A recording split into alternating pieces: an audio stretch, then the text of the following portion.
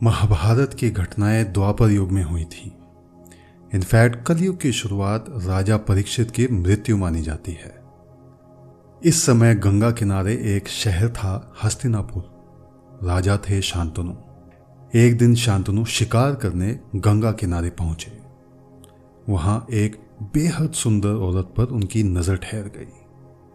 इतनी सुंदर ऐसा लगा मानो स्वर्ग से कोई अप्सरा जमीन पर उतर आई है। राजा शांतनु पहली नजर में ही उसके प्रेम में पड़ गए। तुरंत शादी के लिए पूछ बैठे। औरत ने हाँ तो कर दी, लेकिन उसने एक शर्त रखी। शादी के बाद राजा शांतनु उन्हें न किसी काम के लिए रोकेंगे और न ही कोई सवाल करेंगे। प्यार में अंधे शांतनु ने बिना सोचे समझे शर्त मान ली। दोनों की शादी हो गई। हस्तिनापुर में खुशी की लहर थी, लेकिन ये खुशियां ज्यादा दिन नहीं टिकी। 1 साल बाद रानी ने एक बेटे को जन्म दिया, लेकिन उसके बाद जो हुआ वो किसी ने सोचा भी नहीं था। बेटे के पैदा होते ही रानी गंगा किनारे पहुंची और अपने हाथों से बच्चे को नदी में डुबोकर मार दिया। शांतनु ने देखा, दिल बैठ गया, लेकिन वादे से बंधे राजा कुछ नहीं कर पाए। एक एक करके अगले 7 साल में रानी ने अपने 7 बेटों को इसी तरह गंगा में डुबोकर मार दिया। शांतनु के लिए अब अपना वादा निभाना बहुत भारी पड़ रहा था। 8वें साल जब रानी अपने 8वें बेटे को लेकर गंगा की तरफ चली तो शांतनु से रहा नहीं गया। वो चिल्लाए, रुको रानी, ये अधर्म मैं और नहीं देख सकता। रानी ठिठक गई, मुड़ी, आंखों में गहरा दर्द था। बोली, पतिदेव, ये तुमने क्या किया? अपना वादा तोड़कर इस बच्चे की जिंदगी बर्बाद कर दी। शांतनु अब थोड़ा कंफ्यूज्ड थे। रानी ने रहस्य खोलना शुरू किया। राजन, मैं स्वर्ग में रहने वाली देव कन्या गंगा हूं। एक श्राप की वजह से मुझे धरती पर आना पड़ा। तुमने अनजाने में एक बहुत बड़े यज्ञ का बीज बो दिया है। इस वजह से 4 पीढ़ियों बाद एक भयानक युद्ध होगा। इस युद्ध में तुम्हारा पूरा सोमवंश खत्म हो जाएगा। अपनी पत्नी का ये दैवी रूप देखकर शांतनु घबरा गए। गंगा मुस्कुराई और बोली, राजन, तुम्हें अपने पिछले जन्मों के बारे में नहीं पता, लेकिन मैं और देवता जानते हैं कि पिछले जन्म में तुम राजा महाभीष थे। गंगा ने बताया किस तरह राजा शांतनु ने पिछले जन्म में देवताओं और असुरों की लड़ाई में इंद्र की मदद की थी। इनाम में इंद्र ने उसे स्वर्ग के आनंद भोगने का न्योता दिया। एक दिन जब देवी गंगा नीले रंग के कपड़ों में कमल का हार पहने इंद्र की सभा में आई तो हवा के झोंके से उनका पल्लू नीचे गिर गया। वहां बैठे सभी देवताओं ने आदर से नजरें झुका ली, लेकिन महाभीष उन्हें एकटक देखते रहे। गंगा भी महाभीष पर मोहित हो गई थी। इस बेशर्मी की वजह से गुस्साए इंद्र ने महाभीष को धरती पर लौटने का आदेश दिया। देवी गंगा को भी स्वर्ग से निकलने का श्राप दिया और महाभीष का दिल तोड़कर ही वापस आने का आदेश था। गंगा बोली, राजन, आज तुमने मुझे रोककर अपना वादा तोड़ दिया, इसलिए अब हमारे अलग होने का समय आ गया है। मैं इस बच्चे को लेकर जा रही हूं। शांतनु के पैरों तले जमीन खिसक गई। बोले, लेकिन तुमने हमारे 7 बेटों को क्यों मारा? उनकी क्या गलती थी?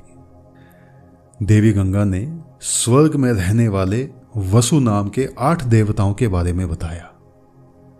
अपनी पत्नियों को खुश करने के लिए उन्होंने ऋषि वशिष्ठ की गाय कामधेनु को चुरा लिया था। जब ऋषि वशिष्ठ को पता चला तो उन्होंने वसुओं को धरती पर इंसान बनकर जन्म लेने का श्राप दिया। डरे हुए वसुओं ने देवी गंगा से विनती की कि वो उन्हें अपनी कोख से जन्म दें और पैदा होते ही उन्हें मुक्त कर दें। गंगा बोली, हे शांतनु, तुम्हारी नजर में भले ही मैंने पाप किया, लेकिन असल में मैं इन देवताओं को मोक्ष दे रही थी। शांतनु का सिर घूम गया। खुद को इतना समझदार मानते थे, आज लगा कुछ भी नहीं जानते। पूछा, साथ तो चले गए, इस 8वें बेटे का क्या? गंगा की आंखों में आंसू थे। बोली, क्या तुम्हें लगता है तुमने अपने बेटे को जिंदगी दी है? असल में तुमने उसे उम्र भर का दुख दिया है। हमारा ये बेटा कभी खुद राजा नहीं बनेगा, सारी उम्र किसी और का राज संभालेगा। ये कभी शादी नहीं करेगा, किसी और गृहस्थी की देखरेख करेगा और आखिर में एक ऐसे आदमी के हाथों मारा जाएगा जो असल में औरत होगी। तुमने इसे जिंदगी नहीं, जिंदगी भर के अकेलेपन का जहर दिया है। ये कहकर गंगा जाने के लिए मुड़ी तो शांतनु अपने बेटे के लिए गिड़गिड़ाए। गंगा बोली, मैं तुम्हारे बेटे को पालूंगी, एक महान योद्धा बनाऊंगी। 14 साल बाद जब ये राजकाज और शादी के लायक हो जाएगा तब मैं इसे तुम्हें लौटाऊंगी। ये कहकर गंगा चली गई। शांतनु वहीं खड़े रहे, अकेले, टूटे हुए। महाभारत में कर्म के नियम यानी कॉज एंड इफेक्ट को बहुत अहमियत दी गई है। हर चीज का कॉन्सिक्वेंस है। दुनिया में कुछ भी बेवजह नहीं होता। शांतनु ने जो भुगता वो महाभीष के रूप में किए गए कर्मों का रिजल्ट है। गंगा का अपने बच्चों को मारना ये भी उन बच्चों के पिछले जन्म के कर्मों का फल है। जब शांतनु ने कर्म के इस सिलसिले में दखल दिया और गंगा को 8वें बेटे की हत्या से रोका तो सही इंटेंशन के बावजूद रिजल्ट सही नहीं था। महाभारत बार बार हमें याद दिलाती है, हमें जो जैसा दिखता है रियलिटी में कभी वैसा नहीं होता। हम सब इस दुनिया में नहीं, दरअसल अपने दिमाग के अंदर रहते हैं। जितने दिमाग उतने ब्रह्मांड। एपिसोड के अंत में आपको हस्तिनापुर के बारे में कुछ ट्रिविया बताता चलूं। हस्तिनापुर का मतलब है हाथियों का शहर। इसका नाम पड़ा राजा हस्तिन के नाम पर, जो पांडवों के पुराने पुरखे थे।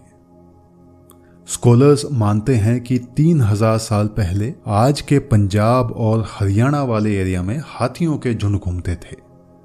शायद इसीलिए इस जगह का नाम हस्तिनापुर पड़ा। अगर आपको ये एपिसोड पसंद आया तो वीडियो को लाइक करें और चैनल को सब्सक्राइब ज़रूर करें ताकि आपको अगला एपिसोड आसानी से मिले। नमस्कार।